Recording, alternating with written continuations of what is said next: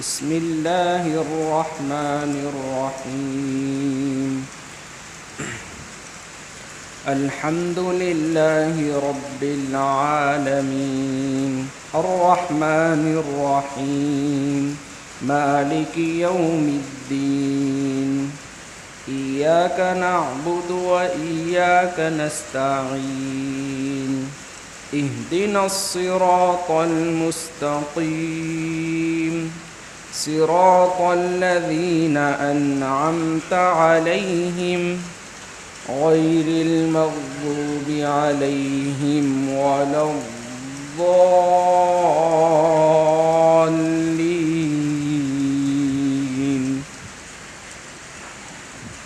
صدق الله العظيم سبحانك لا علم لنا إلا ما علمتنا إنك أنت العليم الحكيم رب اشرح لي صدري ويسر لي أمري واحلل عقدة من لساني يفقهوا قولي پناہ مانگتا ہوں اللہ تعالیٰ کی شیطان مردود سے۔ شروع کرتا ہوں اللہ کے نام سے جو بڑا مہربان نہایت رحم والا ہے۔ تمام تعریفیں اللہ تعالیٰ کے لیے ہیں جو پالنے والا ہے سارے جہانوں کا، بے حد مہربان نہایت رحم والا۔ بزرگان محترم اور عزیز دوستوں، سورہ فاتحہ میں اللہ تبارک و تعالیٰ نے اپنی 3 صفاتوں کا تذکرہ کیا ہے۔ پہلی صفات کا تذکرہ رب العالمین کے ذریعے سے کیا ہے کہ وہ تمام جہانوں کا پروردگار ہے، تمام جہانوں کا پالنے والا ہے۔ دوسری صفت جس کا اللہ تبارک و تعالی نے دوسری آیت میں تذکرہ کیا ہے وہ ہے اپنی صفت رحمت کا، اور تیسری صفت مالک یوم الدین میں اللہ تبارک و تعالی نے بیان کی ہے کہ وہ مالک الملک ہے، وہ تمام جہان کا پالنے والا بھی ہے اور رحمت والا بھی ہے اور تمام جہانوں کا مالک بھی ہے، خالق بھی ہے۔ اللہ تبارک و تعالی نے سورہ فاتحہ میں اپنی ان 3 صفاتوں کا تذکرہ کیا ہے، اور ہمارے درس قرآن میں دوسری صفات کے سلسلے میں باتیں عرض کی جا رہی تھی کہ اللہ تبارک و تعالی رحمان بھی ہے اور رحیم بھی ہے۔ ان دونوں الفاظ کے ذریعے سے اللہ تبارک و تعالی نے اپنی رحمت کو بیان کیا ہے۔ الرحمن کہتے ہیں ایسی رحمت کو جو بہت وسیع اور بہت کشادہ ہے۔ علمی اصطلاح میں کہا جائے تو الرحمن کے اندر صفت رحمت باعتبار کمیت کے ہے، اور الرحیم کے اندر صفت رحمت باعتبار کیفیت کے ہے۔ کہ الرحمن میں اللہ تبارک و تعالی نے یہ بتایا ہے کہ اللہ تبارک و تعالی سب پر مہربان ہے، اللہ کی رحمت سب پر ہے۔ اسی لیے بزرگان دین اور مفسرین کرام نے لکھا ہے کہ عربی زبان میں ایک مقولہ ہے رحمان الدنیا و رحیم الآخرہ، کہ اللہ تبارک و تعالی دنیا والوں کے لیے رحمان ہے اور آخرت میں اللہ تبارک و تعالی رحیم ہوں گے۔ ہمارے اور آپ کے سمجھنے کے لیے اتنی بات عرض کی جاتی ہے کہ رحمان کے اندر صرف یہ بیان کیا گیا ہے کہ اس کی رحمت بہت کشادہ ہے اور اس کی رحمت سب پر ہے، کوئی چیز اس کی رحمت سے خالی نہیں ہے، کوئی شخصیت کوئی ذات اس کائنات میں موجود ہر شے پہ اللہ تبارک و تعالیٰ کی رحمت ہے، مگر رحمان کے اندر یہ نہیں بتایا گیا کہ کتنی رحمت ہے۔ عربی زبان کے اندر اللہ تبارک و تعالیٰ کی رحمت ایسی ہے کہ اس کو بیان کرنے کے لیے ایک جملہ ناکافی ہے۔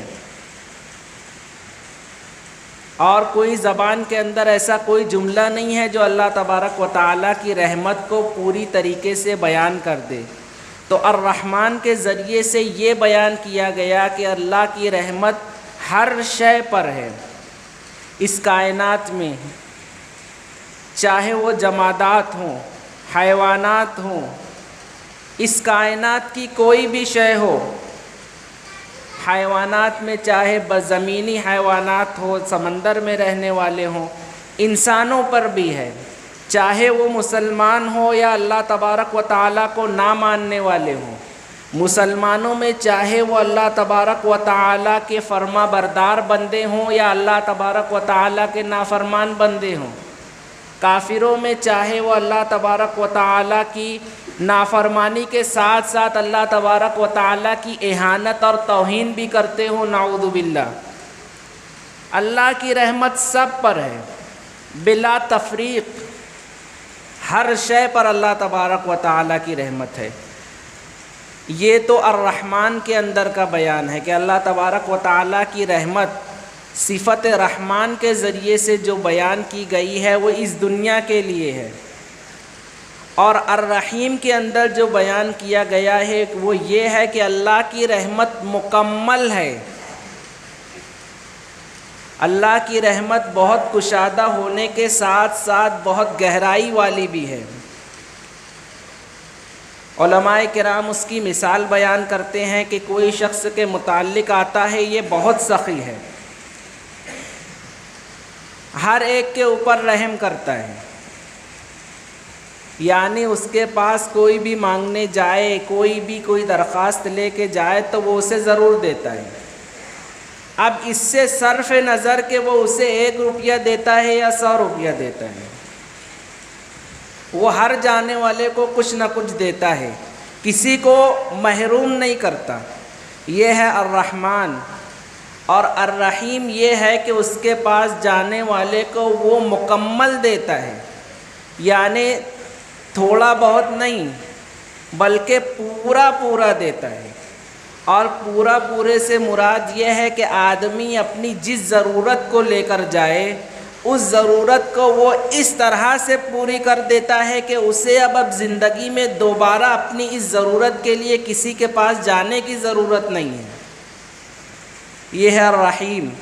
مگر الرحیم میں اس کا بیان نہیں ہے کہ اس کی رحمت سب پر ہے یا نہیں ہے۔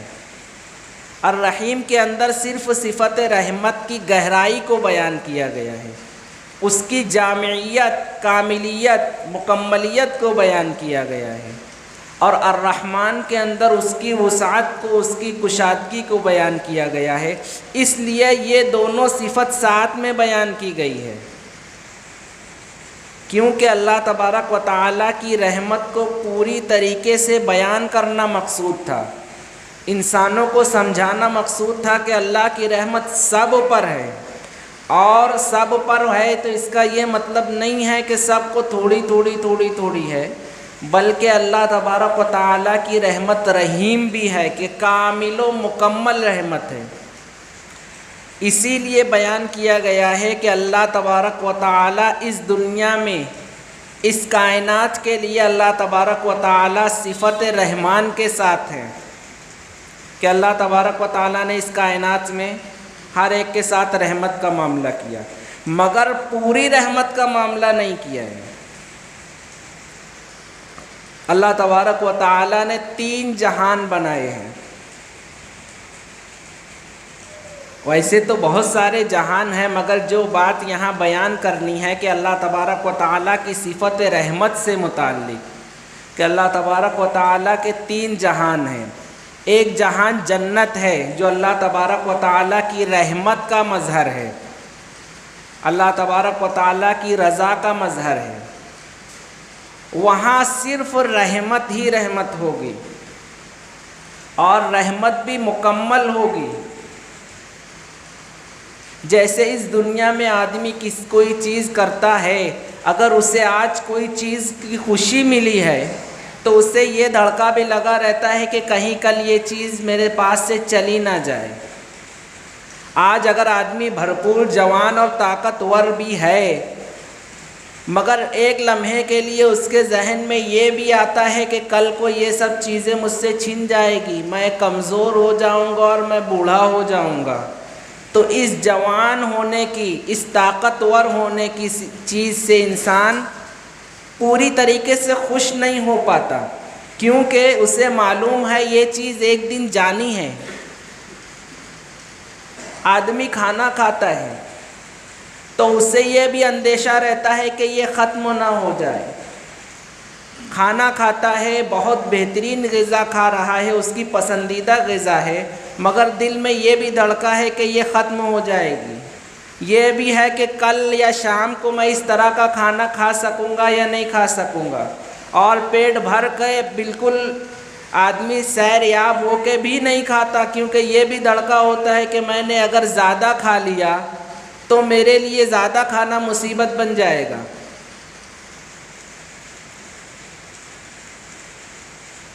یہ دنیا ہے، اس لیے یہاں آدمی کو دھڑکا، اندیشہ اور خوف لگا رہتا ہے۔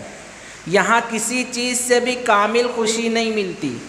جنت ایسی جگہ ہے جہاں کسی چیز کا خوف اندیشہ نہیں ہوگا۔ اللہ تبارک و تعالیٰ کی جانب سے فرمان ہوگا، لا خوف علیہم ولا ہم یحزنون، کہ آج تمہیں کسی چیز کا ڈر، اندیشہ نہیں ہوگا، اور کسی چیز سے تم غمزدہ بھی نہیں ہوں گے۔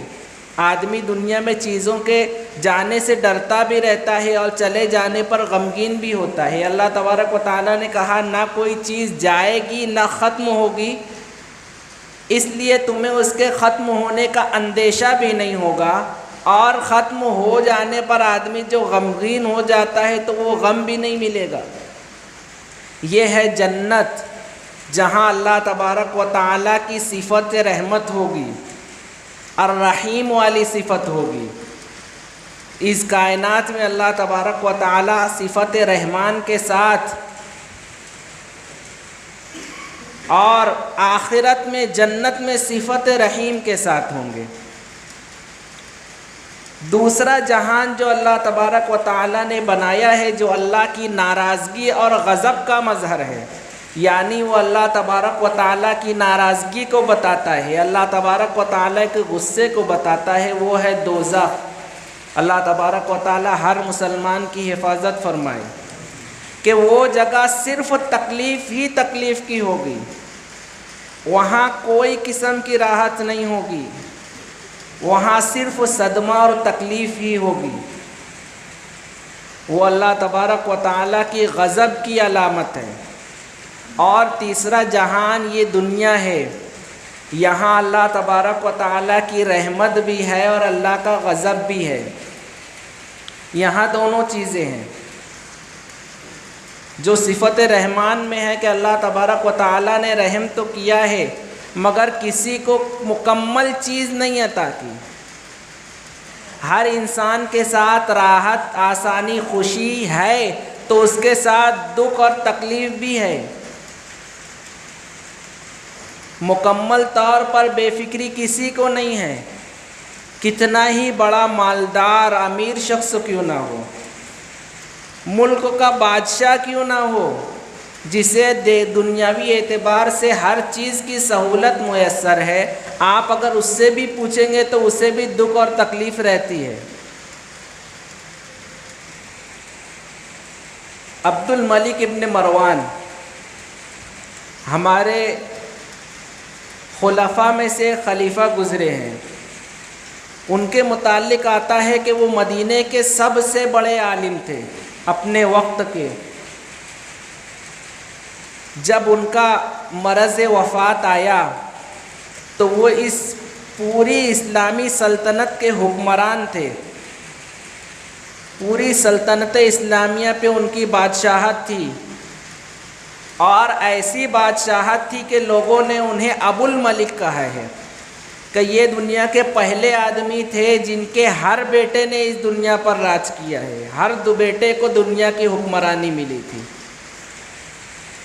عبد الملک ابن مروان جب ان کے موت کا وقت آیا تو انہوں نے کہا کہ میں نے علم دین کا راستہ چھوڑ کر دنیا داری اختیار کی، اس نیت سے کہ مجھے اس میں راحت اور خوشی ملے گی، مگر میں نے اپنی پوری دور حکومت میں اگر میں غور کرتا ہوں تو میں نے صرف 13 دن بے فکری سے گزارے ہیں۔ میری زندگی کے صرف 13 دن تھے جس میں مجھے کوئی فکر نہیں ستا رہی تھی، میں نے بے فکری اطمینان کے ساتھ 13 دن گزارے ہیں۔ اس کے بعد انہوں نے کہا کہ اگر میں ایمانداری سے کہوں تو وہ 13 دن بھی بے فکری والے نہیں تھے۔ یہ اس آدمی کا بیان ہے جس نے اس دنیا پر راج کیا، جسے ہر قسم کی سہولت حاصل تھی۔ تو یہ دنیا اور یہ کائنات کسی کے لیے مکمل نہیں ہے۔ اس دنیا میں راحت اور آرام بھی ہے تو تکلیف اور پریشانی بھی ہے، فکریں بھی ستاتی ہیں۔ اور اس دنیا میں اگر کسی کو سب سے زیادہ حق تھا کہ وہ بے فکری کے ساتھ اطمینان کے ساتھ اس کائنات میں اپنی پوری زندگی گزارے تو وہ ہمارے اور آپ کے آقا جناب نبی کریم صلی اللہ علیہ وسلم کی ذات مبارک تھی، جن کے صدقے میں یہ کائنات بنی ہے، یہ پورا عالم جن کے صدقے طفیل میں سجایا گیا ہے۔ مگر آپ کی زندگی میں بھی غور کرو گے تو آپ کی زندگی میں بھی راحت کے ساتھ ساتھ پریشانیاں بھی تھیں۔ آپ کے گھر میں بھی 30 دن 2 چاند یعنی 60 دن چولہے نہیں جلا کرتے تھے۔ آپ کو بھی اس امت کی فکر ستاتی تھی۔ ہمارے اور آپ کے نزدیک تو فکر اپنی دنیاوی چیزوں کے لیے ہوتی ہے، اپنی راحت و آرام کی چیزوں کے واسطے آدمی متفکر اور فکر مند ہوتا ہے کہ میں کیا کھاؤں گا، میں کہاں رہوں گا، میرے پاس فلاں سہولت ہوگی یا نہیں ہوگی، میرے بچوں کو میں اچھی تعلیم دلا سکوں گا یا نہیں دلا سکوں گا، اچھی اسکول میں اچھی جگہ پڑھانے کے لیے فیس کے پیسے ہوں گے یا نہیں ہوں گے، وہاں داخلہ ہوگا یا نہیں ہوگا، میں اپنے بچوں کو تمام سہولیات میسر کرا سکوں گا یا نہیں کرا سکوں گا، اپنے گھر والوں کو لیے میں راحت کے سامان مہیا کر سکوں گا یا نہیں کر سکوں گا۔ یہ آج کی دنیا کی لوگوں کی فکر ہے،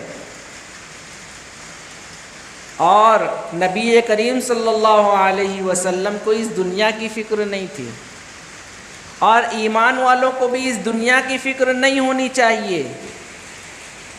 ایمان والوں کو فکر ہونی چاہیے آخرت کی، جو ایمان والوں کا اصل منزل ہے، اصل مقصد ہے کہ آخرت میں کامیاب ہونے کی انسان کو فکر کرنی چاہیے، اللہ تبارک و تعالیٰ کی بارگاہ میں کامیاب ہونے کی انسان کو فکر کرنی چاہیے۔ اور یہی فکر نبی کریم صلی اللہ علیہ وسلم کو بھی تھی، اور آپ کو صرف اپنی فکر نہیں تھی، آپ تو رحمت للعالمین تھے، آپ کو پوری کائنات کی اور پوری انسانیت کی فکر تھی، صرف مسلمانوں کی نہیں۔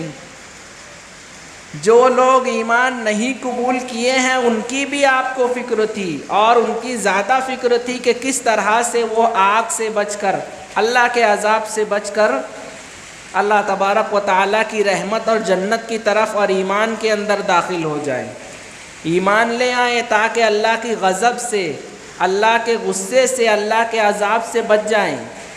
آپ کو یہ فکر تھی، ورنہ اس دنیا میں جو راحت اور آرام تھے وہ حضور کو دیے گئے تھے، اختیار دیا گیا تھا۔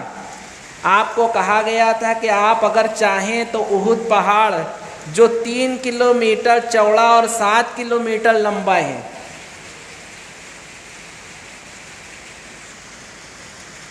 اتنا بڑا پہاڑ سونے کا بنا دیا جائے، اور صرف سونے کا نہ دیا جائے بلکہ یہ آپ کے ساتھ ساتھ چلے گا، تاکہ آپ جہاں جائیں، جہاں ضرورت پڑے آپ کے پاس موجود رہے، اور لوگوں کو آپ کی قدر و قیمت کا اندازہ ہو۔ کیسا ہے دنیا والوں کی نظر میں آدمی عزت اور وقار والا اسی وقت سمجھا جاتا ہے جب وہ مال نظر آئے، مالدار نظر آئے۔ اگر وہ اچھی گاڑی لے کر آئے گا، اچھے کپڑے پہنے ہوئے ہوگا، قیمتی گھڑی ہوگی، قیمتی موبائل ہوگا، تو ہر شخص اس سے عزت سے بات کرے گا، لوگ سر سر کہہ کر مخاطب کریں گے، یا مالیگاؤں کی زبان میں کہا جائے تو بولیں گے سیٹ، آؤ سیٹ بیٹھو، اپنی جگہ سے اٹھ کر بیٹھاتا ہے۔ اور وہی اگر کوئی پھٹے پرانے بوسیدہ کپڑوں میں آئے گا تو یہ اسے بیٹھنے کے لیے بھی نہیں کہے گا۔ یہ انسان کی فطرت ہے کہ انسان قیمتی چیزوں کو دیکھ کر اس کے پیسے کا اندازہ لگاتا ہے اور پھر اس کی عزت کرتا ہے۔ اللہ تبارک و تعالیٰ نے کہا کہ یہ احد پہاڑ آپ کے ساتھ سونے کا ہو کر چلے گا، ہر شخص کو آپ کی عزت ماننی پڑے گی، مگر نبی کریم صلی اللہ علیہ وسلم کی نظر میں اس دنیا کی کوئی اہمیت نہیں تھی، آپ کو اس دنیا کی حقیقت کا علم تھا، یہ دنیا کتنی حقیر چیز ہے نبی کریم صلی اللہ علیہ وسلم کو بخوبی معلوم تھا، اور آپ نے پوری زندگی یہی سمجھانے میں انسان کو لگا دی کہ یہ دنیا بے وقعت چیز ہے، اس کے پیچھے اپنی عمریں، اپنا وقت، اپنی صلاحیتیں مت برباد کرو، اصل چیز تو آخرت ہے۔ حدیث پاک میں آتا ہے لو کانت الدنیا عند اللہ جناح بعوضۃ لما سقا کافر من شربۃ، کہ اگر اللہ تبارک و تعالیٰ کے نزدیک اس دنیا کی قدر و قیمت مچھر کے پر کے برابر بھی اگر ہوتی تو کوئی کافر اس دنیا میں ایک گھونٹ پانی بھی نہیں پی سکتا۔ اس دنیا میں کسی کافر کو ایک گھونٹ پانی بھی نہیں ملتا اگر اس کی قدر و قیمت اللہ کے نزدیک مچھر کے پر کے برابر بھی ہوتی، مگر اللہ کے نزدیک اس کی قدر و قیمت اتنی بھی نہیں ہے کہ اللہ تبارک و تعالیٰ اپنی قیمتی چیزیں کافروں کو مہیا نہ کرا دیں، بلکہ اللہ تبارک و تعالیٰ نے قرآن کریم میں ارشاد فرمایا کہ اگر مجھے اس بات کا اندیشہ نہیں ہوتا کہ تمام لوگ ایک امت ہو جاتے، مفسرین نے کہا ہے کہ یہ کفر پر اجماع کو بیان کرتا ہے، تو میں ان کافروں کو جو اللہ تبارک و تعالیٰ کی رحمت کے، اللہ تبارک و تعالیٰ کی وحدانیت کے، اللہ تبارک و تعالیٰ کی ربوبیت اور الوہیت کے منکر ہیں، ان کے گھروں کو، ان کی دیواروں کو، ان کے چھتوں کو، ان کی زینے اور پیتیوں کو سونے اور چاندی کا بنا دیتا۔ 25ویں پارے میں اللہ تبارک و تعالیٰ نے یہ بات ارشاد فرمائی ہے کہ اگر اللہ تبارک و تعالیٰ کو اس بات کا اندیشہ نہیں ہوتا کہ لوگ ایک ہی دن پر اکٹھے ہو جائیں گے تو اللہ تبارک و تعالیٰ کافروں کے گھروں کو، ان کی دیواروں کو اور ان کے چڑھنے کے لیے جو زینے ہیں انہیں سونے اور چاندی کا بنا دیتے۔ آپ اندازہ لگائیے کہ اللہ تبارک و تعالیٰ نے تو ایک جانب کہا کہ اگر میرے نزدیک اس دنیا کی قدر و قیمت مچھر کے پر کے برابر بھی ہوتی تو ایک گھونٹ پانی نہیں ملتا، اور اللہ تبارک و تعالیٰ نے دوسری جانب کہا کہ میں انہیں اتنا دینا چاہتا ہوں دنیا میں کہ ان کے گھروں کی دیواروں کو، چھتوں کو، فرش کو، ان کے چڑھنے والے زینوں کو میں سونے اور چاندی کا بنانا چاہتا ہوں۔ اس سے اندازہ لگائیے کہ دنیا کی قدر و قیمت حقیقت میں کتنی ہے، اللہ تبارک و تعالیٰ کے نزدیک کتنی حقیر چیز ہے۔ تو اللہ تبارک و تعالیٰ نے اس کائنات میں 3 عالم پیدا کیے ہیں۔ ایک اللہ تبارک و تعالیٰ کی رحمت کا مظہر ہے جنت، جہاں ہر چیز، ہر خوشی، ہر راحت پورے طور پر عطا کی جائے گی، جہاں کسی بات کا خوف، کسی بات کا غم، کسی بات کا اندیشہ، کسی تکلیف کی سوچ تک نہیں آ سکتی۔ تکلیف آنا ایک چیز ہوتا ہے اور تکلیف کی، پریشانی کی فکر ایک الگ چیز ہوتی ہے۔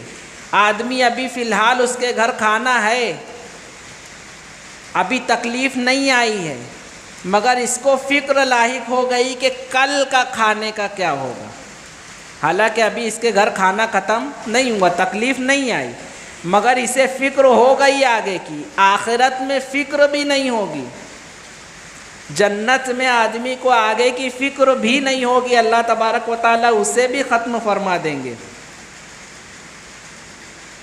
ساتھ میں اللہ تبارک و تعالیٰ وہاں سے دلوں میں ہونے والے حسد اور کینے کو بھی ختم کر دیں گے۔ اس کائنات میں رہتے ہوئے آدمی کو یہ بھی ہوتا ہے کہ میرے پاس تو شاندار گاڑی ہے، مگر فلاں شخص کے پاس تو اور اچھی گاڑی ہے۔ اپنا گھر تو اچھا ہے، آدمی دوسرے کے اچھے گھر کو دیکھ کے تھوڑا سا دل چھوٹا کر لیتا ہے کہ یار اس کے پاس تو مجھ سے بھی زیادہ اچھا ہے۔ تو اپنے پاس جو اچھی چیز ہوتی ہے وہ بھی آدمی کو بے وقات لگنے لگتی ہے۔ آدمی حرص کرتا ہے، تمنا کرتا ہے، لالچ کرتا ہے، اور یہ بھی ایک فکر ہے کہ آدمی جس جگہ رہ رہا ہے وہ آدمی کو اب برا لگنے لگا، حالانکہ وہاں سب سہولت ہے، مگر آدمی سوچتا ہے کہ کاش میں وہاں ہوتا، کاش وہ چیزیں میرے پاس ہوتی۔ تو آخرت میں، جنت میں یہ بھی اللہ تبارک و تعالیٰ ختم فرما دیں گے، ورنہ جنت میں جو نبی کریم صلی اللہ علیہ وسلم کا مقام ہوگا، جو صحابہ کرام، انبیاء کرام کا مقام ہوگا، انسان اسے دیکھے گا تو اسے اپنی چیزیں بیکار لگنے لگے گی، اور یہاں رہ کر بھی خوش نہیں ہوگا۔ تو اللہ تبارک و تعالیٰ یہ چیز بھی ختم کر دیں گے کہ آدمی کے دل میں یہ چیز کا خیال نہیں آئے گا، وہ جو چیز اسے اللہ تبارک و تعالیٰ کی رحمت سے ملے گی اس میں خوش ہوگا۔ اور دنیا میں جس سے آدمی کے دل میں عناد تھا، کینہ تھا، بغض تھا، یا دنیا میں کسی نے اسے تکلیف پہنچائی تھی تو اس کا اسے غم تھا، قیامت کے دن آدمی اسے بھی جنت میں دیکھے گا تو انسان ہونے کے ناطے اسے بھی تکلیف ہوگی کہ یار یہ آدمی نے مجھے تکلیف پہنچائی تھی، آج یہ بھی اتنی راحت میں ہے۔ ایک انسان ہے، آدمی سوچتا ہے کہ میں نے تو اتنی تکلیفیں اٹھائی، اس نے مجھ پر اتنا ظلم کیا، آج یہ بھی جنت میں ہے، میں بھی جنت میں ہوں، تو کیا مطلب اس کا؟ اللہ تبارک و تعالیٰ یہ چیز بھی ختم فرما دیں گے۔ میرے بتانے کا مقصد یہ ہے کہ جنت میں اللہ کی رحمت کامل ہوگی، اللہ کی صفت رحیم کا مظاہرہ ہوگا۔ یہاں پہ صرف ایمان والوں کو جنت ملے گی، وہاں اللہ کی صفت رحیم میں وسعت نہیں ہے، وہاں اللہ تبارک و تعالیٰ کافروں پر رحم نہیں کریں گے۔ کافروں کے لیے تو اللہ کی صفت غضب، جہنم، اللہ تبارک و تعالیٰ ان کا ٹھکانہ بنائیں گے۔ اللہ تبارک و تعالیٰ کی رحمت آخرت میں کافروں پر نہیں ہوگی، وہاں پر اللہ کی رحمت صرف ایمان والوں پر ہوگی، اور اتنی رحمت ہوگی کہ جب ہر شخص میدان محشر میں حساب و کتاب کے بعد اللہ تبارک و تعالیٰ ہر ایمان والے کو اس کی حیثیت کے مطابق اختیار دیں گے۔ جو جنت میں چلے جائیں گے اللہ تبارک و تعالیٰ ان میں سے ہر شخص کو اختیار دیں گے، اور ہر شخص کے دل میں ایک جذبہ ڈالیں گے کہ اللہ تبارک و تعالیٰ سے گزارش کر کے اللہ میں چاہتا ہوں کہ میں یہاں پر ہوں تو میرا فلاں بھائی جہنم میں ہے، وہ بھی میرے ساتھ رہے۔ سب ایک ایک اللہ تبارک و تعالیٰ سے سفارش کریں گے، اللہ تبارک و تعالیٰ سے اجازت طلب کریں گے۔ ہر جنتی اجازت طلب کرے گا کہ اے اللہ میں کچھ کہنا چاہتا ہوں، آپ کی بارگاہ میں میں کچھ عرض کرنا چاہتا ہوں، میری کچھ تمنائیں ہیں، اور یہ تمنا اللہ کی جانب سے ڈالی جائے گی۔ خود اللہ تبارک و تعالیٰ اپنے بندے کے دل میں یہ تمنا ڈالیں گے، وہ آئے گا، اللہ تبارک و تعالیٰ سے درخواست کرے گا، اللہ تبارک و تعالیٰ بولیں گے کہیے، اللہ تبارک و تعالیٰ سے سفارش کرے گا، اللہ فلاں شخص دنیا میں میرا بہت اچھا ساتھی تھا، آج وہ جہنم میں ہے، آپ اسے جنت میں داخل کیجیے۔ اللہ تبارک و تعالیٰ سفارش قبول کریں گے، تمام ایمان والے سفارش کر لیں گے، انبیاء کرام آئیں گے، وہ سفارش کریں گے، اور اس کے بعد ہمارے اور آپ کے آقا نبی کریم صلی اللہ علیہ وسلم آئیں گے، اور جتنے ایمان والے جنہوں نے زبان سے لا الہ الا اللہ محمد الرسول اللہ کہا ہوگا، سب کی سفارش کر کے جہنم سے نکال کے جنت میں داخل کر دیں گے۔ اس کے بعد اللہ رب العالمین کی رحمت متوجہ ہوگی، اور یہ ان لوگوں کے اوپر متوجہ ہوگی جن کے ایمان کا فرشتوں کو بھی علم نہیں تھا۔ ایمان لانے کے لیے زبان سے اقرار ضروری ہے۔ اس دنیا میں اسلامی احکامات کے جاری ہونے کے لیے، کسی شخص کے مسلمان ہونے کے لیے اس کی زبان سے کلمہ طیبہ کا اقرار ضروری ہے، تاکہ اس کے فرشتوں کو اور لوگوں کو معلوم ہو کہ اس کے دل میں ایمان ہے۔ ایمان ایک دلی کیفیت کا نام ہے۔ ایمان دل سے ماننے کا نام ہے کہ اللہ تبارک و تعالی وحدہ لا شریک لہ ہیں اور نبی کریم صلی اللہ علیہ وسلم اللہ کے رسول ہیں۔ ایمان یہ دل کا فعل ہے، یہ دل میں ہے مگر کسی کو معلوم ہے نہیں ہے، کوئی نہیں جانتا۔ یہ دل کا فعل ہے، یہ صرف اللہ تبارک و تعالی جانتے ہیں۔ مگر دنیا میں کسی کے مسلمان ہونے کے لیے شرط یہ ہے کہ وہ زبان سے اقرار کرے، تاکہ لوگوں کو علم ہو کہ اس کے دل میں ایمان ہے۔ دل میں ایمان ہے، مگر وہ پتہ کیسے چلے گا کہ یہ مسلمان ہے؟ اسے زبان سے اقرار کرنا پڑے گا، لوگوں کے سامنے بتانا پڑے گا۔ تو جتنے لوگوں نے زبان سے اقرار کیا ہے نبی کریم صلی اللہ علیہ وسلم ان سب کی سفارش کر کے جنت میں لے کر چلے جائیں گے۔ مگر ابھی بھی جہنم میں کچھ لوگ ہوں گے جن کے دل میں ایمان تھا، جو اللہ تبارک و تعالیٰ کو دل سے وحدہ لا شریک لہ مانتے تھے اور نبی کریم صلی اللہ علیہ وسلم کو نبی آخر مانتے تھے، خاتم النبیین مانتے تھے، مگر انہوں نے کبھی زبان سے اقرار نہیں کیا، زبان سے بتایا نہیں، حتیٰ کہ ان کے فرشتوں کو بھی نہیں پتہ، نہ شیطان کو پتہ ہے کہ یہ اس کے دل میں ایمان ہے، اور نہ اس دنیا میں کوئی ایمان والا اسے مسلمان شمار کرتا ہے، کیونکہ اس نے کبھی بتایا نہیں، تو آدمی کو علم کیسے ہوگا کہ اس کے دل میں ایمان ہے؟ تو اللہ تبارک و تعالیٰ پھر متوجہ ہوں گے، اور ایسے لوگ جن کے ایمان کا علم اللہ کے علاوہ کسی کو نہیں ہوگا۔ اللہ تبارک و تعالیٰ حدیث پاک میں آتا ہے 3 لب بھر کر، اسے لب کہتے ہیں، یہ ہمارے اور آپ کے سمجھانے کے لیے اللہ تبارک و تعالیٰ نے کہا ہے کہ جب کوئی شخص کوئی چیز دیتا ہے، اس دنیا میں چیزیں تو بہت ہیں دینے کے لیے، آدمی کوئی بالٹی سے اٹھا کر دیتا ہے، مگر ایک انسان ہونے کے ناطے جو چیز ہر انسان کو سمجھ میں آ سکتی ہے۔ آج اگر کوئی آدمی جنگل میں پیدا ہوا، جنگل میں زندگی گزاری، جنگل میں مر گیا، آپ اسے کہو گے کہ بالٹی بھر کر یا بھگونا بھر کر، کوئی چیز کی مثال دو گے اسے نہیں سمجھ میں آئے گی۔ اللہ تبارک و تعالیٰ مثال ایسی دیتے ہیں کہ وہ ہر انسان کو سمجھ میں آئے۔ کوئی چیز کا نام لیں گے جو عرب میں اس زمانے میں تھی، قلہ کہا جائے گا، آپ کو سمجھ میں آئے گا کتنا بڑا ہوتا ہے۔ عرب میں ایک چیز تھی، اس میں چیزیں بھری جاتی تھی، پانی بھرا جاتا تھا، ٹانکی کہی جائے، آپ یہاں سے نکل کے کسی اور ملک میں جا کر کہو کہ ٹانکی، کوئی سمجھے گا؟ اللہ تبارک و تعالیٰ ایک ایسی چیز کو بیان کرتے ہیں جو ہر انسان کو سمجھ میں آئے، چاہے وہ غار میں پیدا ہو، زندگی غار میں گزار کر مر جائے، اس نے دنیا کی کوئی چیز بھی نہ دیکھی ہو، اسے بھی سمجھ میں آئے گا کہ انسان کوئی چیز زیادہ دینا چاہتا ہے تو دونوں ہاتھ بھر کر دیتا ہے۔ مجھے کوئی شخص کو کوئی چیز دینی ہو، کوئی چیز یعنی کوئی آلے کا سہارا لیے بغیر، تو سب سے بڑا طریقہ کیا ہوگا کہ میں اپنا دونوں ہاتھ بھر کر اسے ایسے دوں۔ اللہ تبارک و تعالیٰ نے یہ مثال بیان کی کہ قیامت کے دن اللہ تبارک و تعالیٰ اپنے دونوں ہاتھوں ایسے بھر کر جہنم سے 3 مرتبہ لوگوں کو نکالیں گے۔ یہ تو ہمارے اور آپ کے سمجھانے کے لیے ہے، اور اس کی وسعت کتنی ہوگی ہم نہیں جان سکتے، کیونکہ اللہ تبارک و تعالیٰ کی ذات سے منسوب ہے۔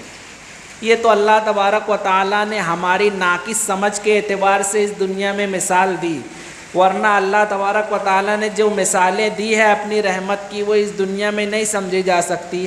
جیسے ایک انڈے کے اندر اگر چوزا ہے، اسے آپ اس دنیا کی چیزیں سمجھانی چاہو تو سمجھا سکتے ہو؟ نہیں سمجھا سکتے، کیونکہ اس کی دنیا ابھی اتنی بڑی ہے. اسے بتا دو کہ اس کے بعد جس دنیا میں تو جائے گا وہ کتنی بڑی ہے، بتا سکتے ہو؟ اسے سمجھ میں آئے گا؟ نہیں آئے گا. ایسے ہی اس دنیا میں رہتے ہوئے ہمیں آخرت کے بارے میں، قیامت کے بارے میں اور اللہ تبارک و تعالیٰ کی رحمت کے بارے میں، اللہ تبارک و تعالیٰ نے جو بھی صفات بیان کی ہے ان کے بارے میں اگر ہمیں سمجھایا جانا چاہے تو ہمیں یہ بات سمجھ میں نہیں آئے گی. ہماری سوچ بہت مختصر ہے. اردو زبان میں مثال کہی جاتی ہے کنویں کا مینڈک، اسے سمندر کی وسعتوں کا کہاں اندازہ ہے، اس کے لیے تو اتنا ہی پانی بہت ہے. ایسے ہی ہمارے لیے بھی یہی دنیا بہت ہو جاتی ہے. اس کے بعد کتنی بڑی دنیا ہے، جیسے چوزا انڈے کے اندر رہتے ہوئے اندازہ نہیں کر سکتا، ایسے ہی اس دنیا کے اندر ہم رہتے ہوئے اندازہ نہیں کر سکتے. تو اللہ تبارک و تعالی ہمیں یہاں رہتے ہوئے یہاں کی چیزوں کے ذریعے سے اپنی چیزیں سمجھانا چاہتے ہیں. ورنہ اگر اللہ تبارک و تعالی جنت کی چیزوں کے اعتبار سے ہمیں سمجھانے جائے تو ہمارے سروں کے اوپر سے چلی جائے گی. تو اللہ تبارک و تعالی سیدھے سادے طریقے سے جتنا ایک انسان کو سمجھ میں آ سکتا ہے اسی کے مطابق اسے سمجھاتے ہیں. اسی لیے جنت کے متعلق آتا ہے ما لا عین رأت ولا اذن سمعت ولا خطر علی قلب بشر. یہ اللہ کی رحمت ہے. جنت اللہ کی رحمت کی علامت ہے.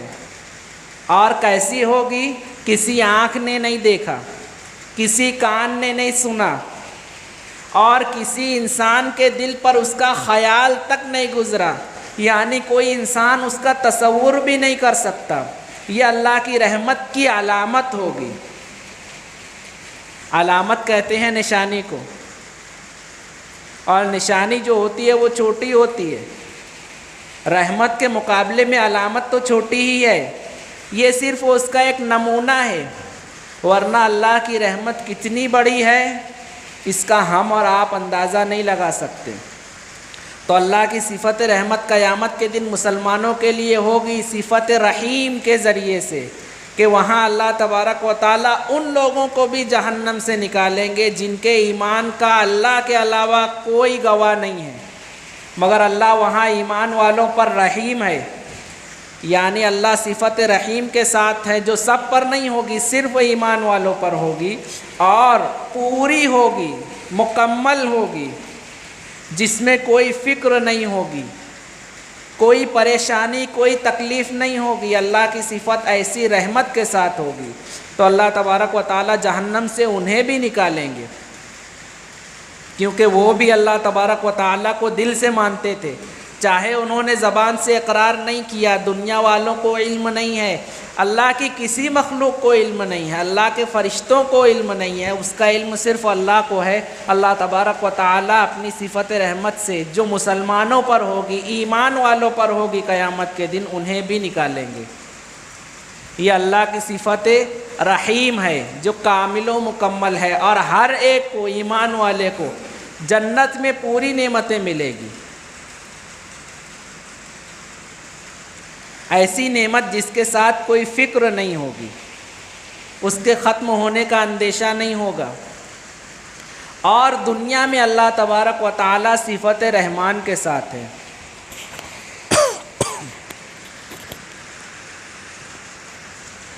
صفت رحمان یعنی یہاں اللہ تبارک و تعالی کی رحمت ہر کسی پر ہے، چاہے وہ ایمان والا ہو یا غیر ایمان والا، چاہے اللہ کا فرما بردار بندہ ہو یا نافرمان بندہ ہو، چاہے اللہ تبارک و تعالیٰ کا احترام کرنے والا.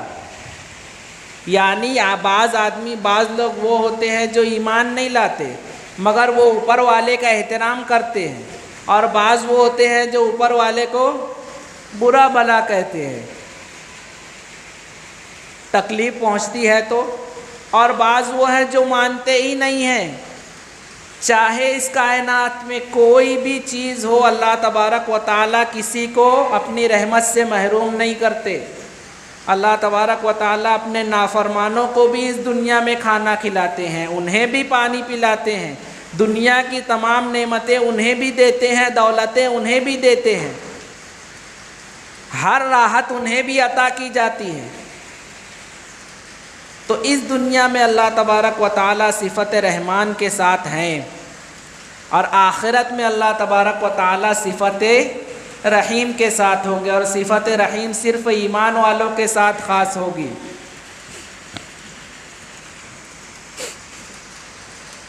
یہ تو ہو گئی پہلی بات کہ الرحمن اور الرحیم کا معنی کیا ہے، اللہ تبارک و تعالیٰ کی رحمت کتنی جامع اور کامل و مکمل ہے۔ اس کے ضمن میں اللہ تبارک و تعالیٰ نے ہمارے لیے کیا پیغام رکھا ہے؟ پہلا پیغام یہ کہ اللہ تبارک و تعالیٰ کی رحمت، حدیث پاک میں آتا ہے کہ اللہ کی رحمت اللہ کے غضب پر حاوی ہے۔ اس دنیا میں اللہ تبارک و تعالیٰ کی صفت رحمت بھی ہے اور صفت غضب بھی ہے، یعنی یہاں پر اللہ تبارک و تعالیٰ انعام دیتا ہے، نعمتیں عطا کرتا ہے تو نعمتوں سے محروم بھی کرتا ہے۔ نافرمانی کرنے والوں کو، ظلم کرنے والوں کو اللہ تبارک و تعالیٰ تکلیف میں بھی مبتلا کرتا ہے۔ کہا جاتا ہے اس ہاتھ دو اس ہاتھ لو، جیسی کرنی ویسی بھرنی۔ اللہ کی رحمت ہے تو اللہ کا غضب بھی ہے، مگر یہ ہے کہ اللہ کی رحمت ہمیشہ اللہ کے غضب پر حاوی ہوگی، یعنی اللہ تبارک و تعالیٰ اس دنیا میں ہر غلطی پر مواخذہ نہیں فرماتے، ورنہ حدیث پاک میں آتا ہے کہ اگر اللہ تبارک و تعالیٰ انسان کی ہر غلطی پر مواخذہ فرمانے لگیں تو اس کائنات میں کوئی پیروں پر چلنے والی چیز باقی نہیں رہے گی، یعنی یہ کائنات ختم ہو جائے گی۔ اللہ تبارک و تعالیٰ فرماتے ہیں وَمَا أَصَابَكُم مِّن مُّصِيبَةٍ فَبِمَا كَسَبَتْ أَيْدِيكُمْ، تمہیں جو بھی تکلیف پہنچتی ہے وہ تمہارے اپنے اعمال کا نتیجہ ہے، جو تم نے کمایا ہے۔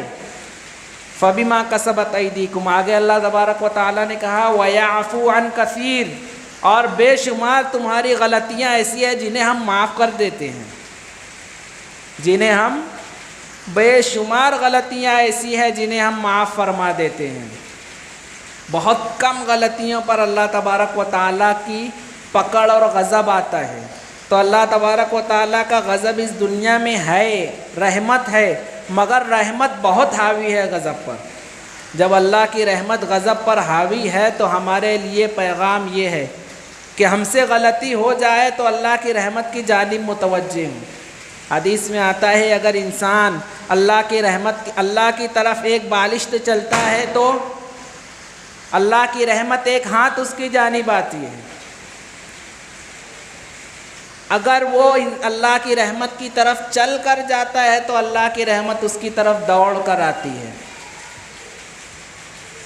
اللہ کی رحمت اللہ کے غضب پر حاوی ہے، اور جب غضب پر حاوی ہے تو ہمیں ان اعمال سے توبہ کرنے میں دیر نہیں کرنی چاہیے جو اللہ کے غضب کو دعوت دیتا ہے۔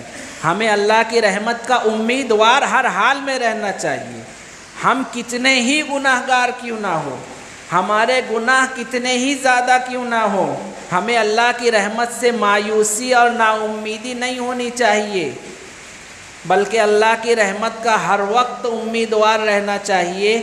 قرآن پاک میں اللہ تبارک و تعالیٰ کا ارشاد ہے قُلْ يَا عِبَادِيَ الَّذِينَ أَسْرَفُوا عَلَىٰ أَنفُسِهِمْ لَا تَقْنَطُوا مِن رَحْمَةِ اللَّهِ، کہ اللہ نے یہ نہیں کہا کہ میرے نیک بندوں سے کہہ دیجئے، اللہ تبارک و تعالیٰ نے نبی کریم صلی اللہ علیہ وسلم کو حکم دیا کہ قل، آپ کہہ دیجئے ان لوگوں سے، پہلے اللہ نے کہا میرے بندوں سے، عبادی میرے بندوں سے، یعنی میرے بندوں سے۔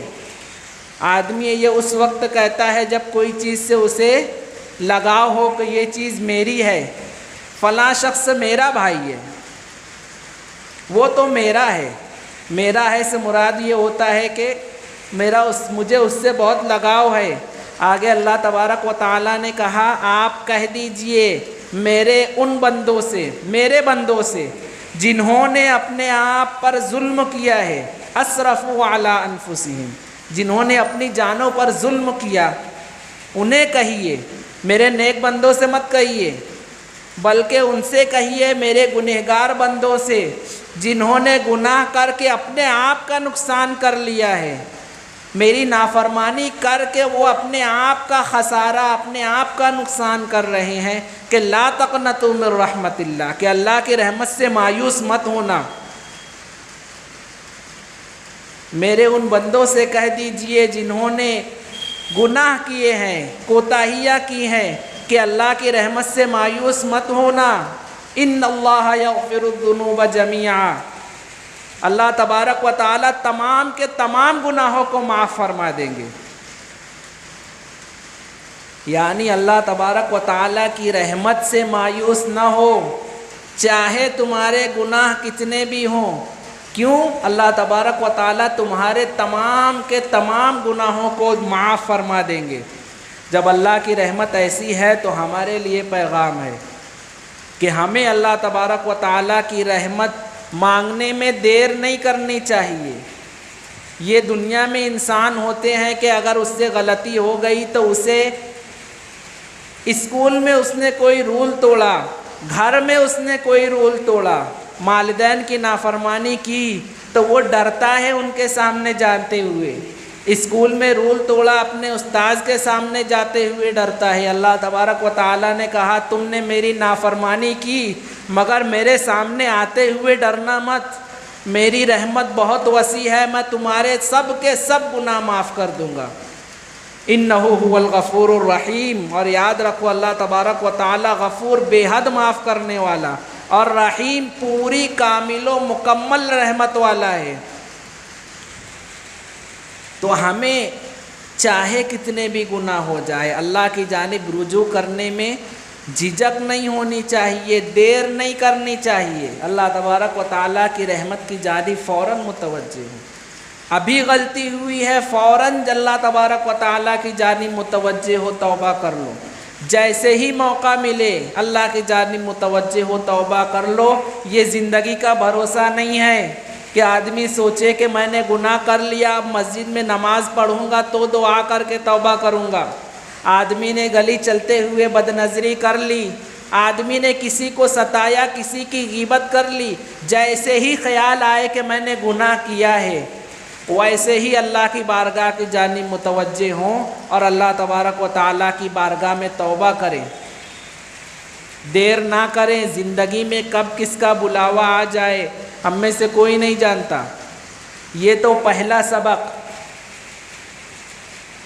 دوسرا سبق یہ ہے کہ جب اللہ تبارک و تعالیٰ اتنے رحیم ہیں، اتنے معاف کرنے والے ہیں، تو حدیث پاک میں آتا ہے تخلقوا باخلاق اللہ، کہ اللہ تبارک و تعالیٰ کے اخلاق کو اختیار کرو، اپنے اندر اللہ تبارک و تعالیٰ کی صفات پیدا کرو۔ اللہ کی صفت رحمت ہے تو ہمیں بھی اپنے چھوٹوں کے لیے رحمت بننا ہوگا۔ جب اللہ تبارک و تعالیٰ ہماری پکڑ پہ، ہماری گناہوں پر پکڑ نہیں فرماتے، بے شمار ہماری غلطیوں سے معاف کر دیتے ہیں، کوتاہیاں معاف کر دیتے ہیں، تو ہمیں بھی اپنے چھوٹوں کی کوتاہیوں اور غلطیوں کو معاف کرنا ہوگا۔ اللہ تبارک و تعالیٰ جس رحمت کے ساتھ ہمارے ساتھ معاملہ فرماتے ہیں ہمیں بھی اپنے چھوٹوں کے ساتھ ویسا ہی معاملہ کرنا ہوگا۔ وقت زیادہ ہو رہا ہے، انشاءاللہ باقی باتیں آئندہ ہفتہ کی جائے گی، مگر یہ بات جو سبق ہے کہ ہمیں اپنے چھوٹوں کے ساتھ بھی ویسا ہی معاملہ کرنا ہوگا۔ قرآن کریم میں ایک جگہ اللہ تبارک و تعالیٰ نے یہ بات ارشاد فرمائی ہے کہ کیا تم یہ نہیں چاہتے وَلَا يَأْتَلِ أُولُو الْفَضْلِ مِنْكُمْ وَالسَّعَةِ أَنْ يُؤْتُوا أُولِي الْقُرْبَى وَالْيَتَامَى وَالْمَسَاكِينَ وَالْمُهَاجِرِينَ فِي سَبِيلِ اللَّهِ وَلْيَعْفُوا وَلْيَصْفَحُوا، کہ تمہیں قسم نہیں کھانی چاہیے۔ ایک واقعہ ہے، میں آئندہ ہفتے آپ حضرات کی خدمت میں عرض کروں گا۔ آگے اللہ تبارک و تعالیٰ نے نصیحت کرتے ہوئے فرمایا وَلْيَعْفُوا، تمہیں چاہیے کہ معاف کر دو، وَلْيَصْفَحُوا، اور اس پہ پردہ ڈال دو، یعنی معاف کرنے کے ساتھ ساتھ اب اس پہ مٹی ڈالو، آئندہ اسے یاد بھی مت رکھنا۔ کیا تم یہ نہیں چاہتے أَلَا تُحِبُّونَ أَن يَغْفِرَ اللَّهُ لَكُمْ، کیا تم یہ نہیں چاہتے کہ اللہ تبارک و تعالیٰ تمہاری غلطیاں معاف کر کے اس پہ پردہ ڈال دے؟ اگر تم یہ چاہتے ہو تو تمہیں بھی یہی طریقہ اختیار کرنا ہوگا اپنے چھوٹوں کے ساتھ، کہ ان کی غلطیوں سے صرف نظر کرو،